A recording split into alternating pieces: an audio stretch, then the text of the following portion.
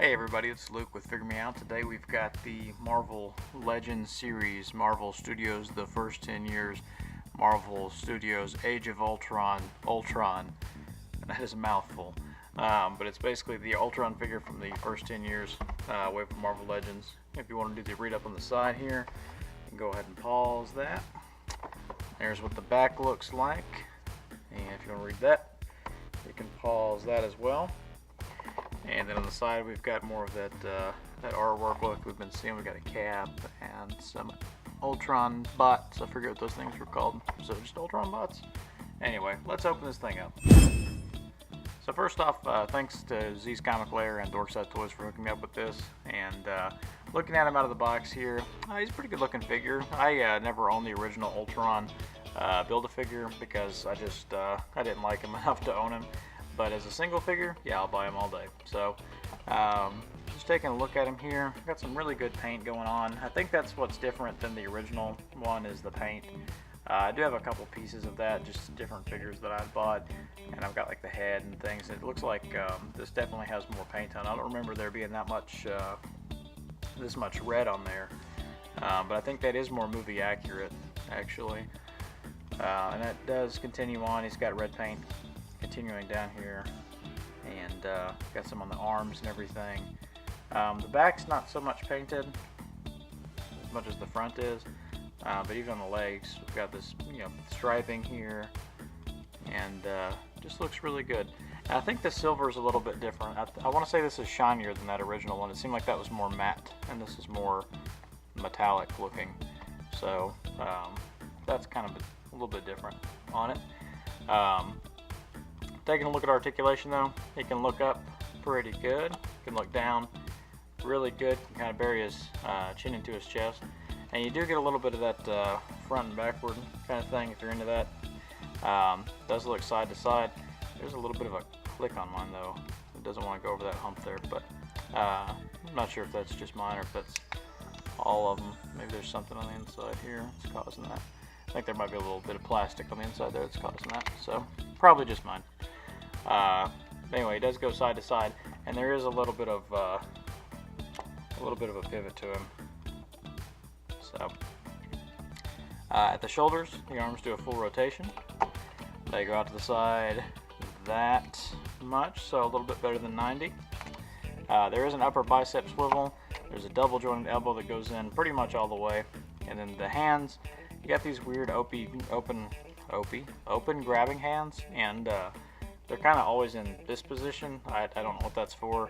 That's another thing I didn't really like on that original figure. So I kind of wish we got some different hands here, maybe some, grabbing hands or some fisted hands. But instead we get these kind of weird. I don't know. It looks like there's like webbing or something in between the fingers. I don't know if that was accurate to the movie or not, or what. But that always kind of weirded me out. It looks like he's like reminds me of that guy from Hellboy, Abe.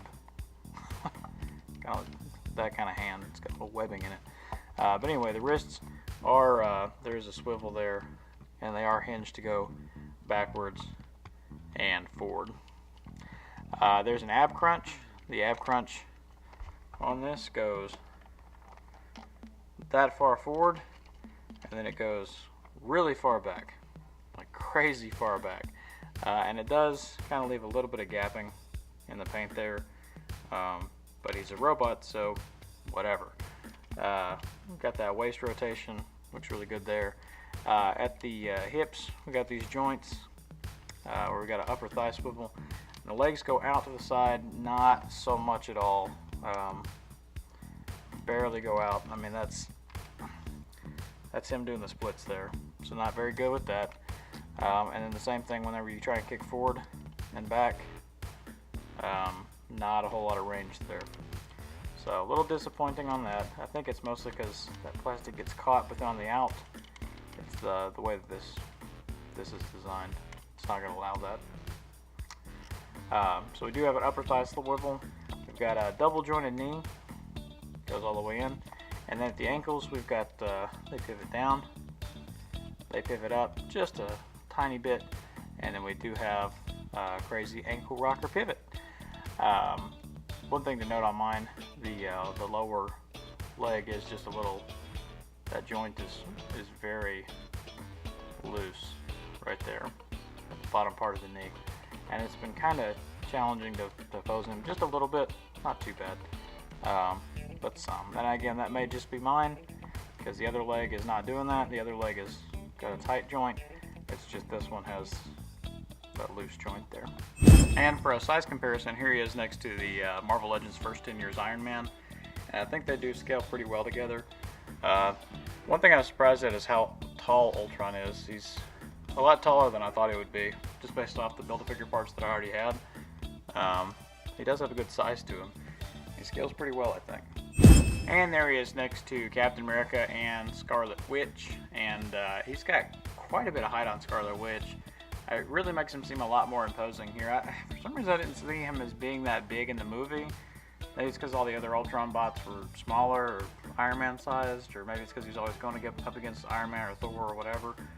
Or the angles, I don't know.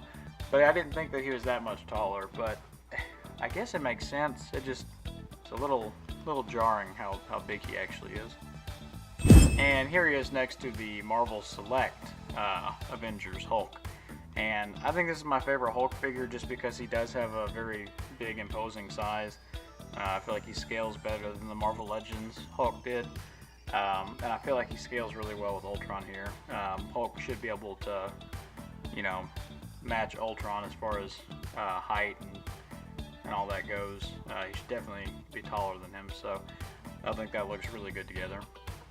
And that's him. That's the Marvel Legends, Marvel Studios, whatever I said earlier, that giant mouthful of words. That's Ultron for you. And overall, pretty good figure. Definitely worth it as a single figure. I think he's a little bit pricier than your standard $20 Legend. I think he's about $25 to $30, depending on where you get him at. And I think it's worth that. I mean, it's definitely cheaper than completing a whole Build-A-Figure. And he is very good looking. They've updated it with the paint apps and everything, and I think it looks all right. It's a pretty good figure for what it is. I'm glad to have it. He's very tall, very imposing, a lot bigger than I thought it would be, and I'm glad to add him to my collection. One thing I'm going to start doing is I'm going to start ranking these figures. I'm going to put it as either a bin, a shelf, or a nightstand. And so bin is going to be the lowest ranking. Bin is going to be, I'm going to take this, I'm going to throw it into my bin of figures, and I'm going to forget about it. Shelf is going to be, I'm going to throw him up on the shelf, and he's going to be the official Ultron for my shelf now, which is what this will be. Spoiler alert. And then the final ranking is going to be nightstand. And nightstand is that figure that I just love so much that I can't put it down. That it's, the one that's on my nightstand whenever I go to sleep. That way, whenever I wake up in the morning, it's right there, and I can mess around with it some more. And this one's going to be a shelf. So he's not bad, not great, pretty good for what it is. But I'm not gonna, he's gonna go sit on my shelf and fight the Avengers. So I'm gonna take him off to do that. And if you like this video, let me know. Give me a comment. I love hearing from you guys, and I love talking to you and discussing things. If you got any questions about it, hit me up. I got nothing better to do. So hit like, hit subscribe, and in the meantime, keep trying to figure me out.